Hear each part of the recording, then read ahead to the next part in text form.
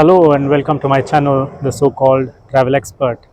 We are here at the southern tip of Venice. Sant Elena is the name of the area, and we are sitting just by the riverside or the waterside, watching the boats and chilling out and enjoying the scenery.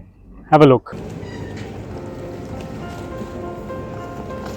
So you can visit Venice anytime throughout the year, but it's said that the best time to visit is during spring or summer.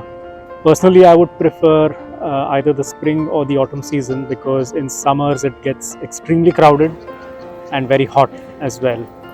So, if possible, I think April, May, or September, October would be the best seasons to visit. So, Venice is well connected internationally as well. There are direct flights from the US, also from the Middle East, and perhaps and many other countries as well.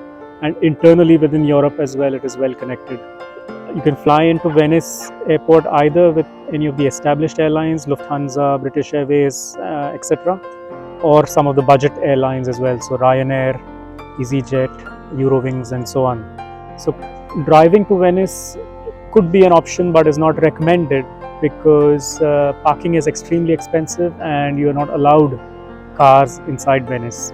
If you're already within Europe, then traveling to Venice by train is the best option.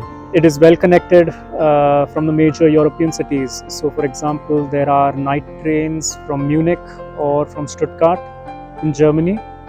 There are also direct connections from Milan and connections from Paris as well. So, if you're short on time, then the night train option would be preferred because you arrive here in the morning at around 8 o'clock or so, and you can spend the whole day in Venice and then move on to other locations such as Rome or Vienna by the night train again. But mind you that the overnight trains are also pretty expensive, especially if you want to choose the sleeper options. So do consider that in your budgeting as well. So just as a reference, the night train from Stuttgart to Venice, the ticket for 2 adults and 1 child with the sleeper option was costing us around 300 or 350 euros. Whereas the day train, the intercity or the Eurocity train that we took in first class cost us only 100 euros. So a big difference there, as you can see. Now choosing your location or your accommodation in Venice is also quite an important aspect. Here are my top tips for choosing the accommodation. So the first tip is to travel light, and obviously if that's not possible, then choose an accommodation which is close to the train station or to the water taxi stop. If not, you might end up with an unfortunate surprise where you might have to lug or pull your luggage up quite a few of these bridges, which, trust me, is not very easy. Once you've made it to Venice, then the question is always, do you walk around and explore Venice and its alleyways, or do you just hop onto the numerous water taxis? If you have any accessibility issues or you have a young family, children in prams or buggies, then walking is quite difficult or probably out of the question. And in this case, you will be limited to using the water taxis. But if you're fit and fine and up for a challenge and adventure, then exploring Venice on foot is the recommended thing to do. And do not worry about getting lost anywhere. That is actually part of the adventure.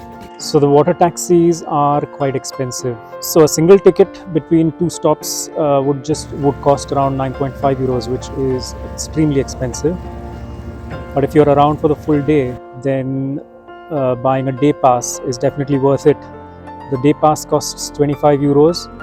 As long as you cover 3 rides on the water taxis, your day pass is, or the cost of your day pass is covered. In our case, we decided to explore Venice on the first day exclusively by foot, and on the second day, we bought a day pass for the water taxi. And if you want to follow our adventures in Venice for the 2 days, day 1 on foot and day 2 using the water taxis, then click on the link above. Venice, being a tourist city, it's quite difficult to avoid the crowds, especially if you visit around the Easter break or in the summer. So if you want to visit the popular attractions like the Rialto Bridge or the St. Mark's Square and want to avoid the tourist crowds, then I would recommend you to do that as early as possible in the morning. For example, around 7 o'clock or so, and definitely before 9:30. So just as a comparison, here you can see some shots of the Rialto Bridge in the afternoon compared to early in the morning at around 7 o'clock, and the St. Mark's Square as well in the afternoon compared to an early morning visit of at 8 o'clock. That's it for this video. I hope you enjoyed it and you will find this useful in planning your Venice trip. If you have any queries, please don't hesitate to write that in the comments section and I'll get back in touch with you. Thank you for watching.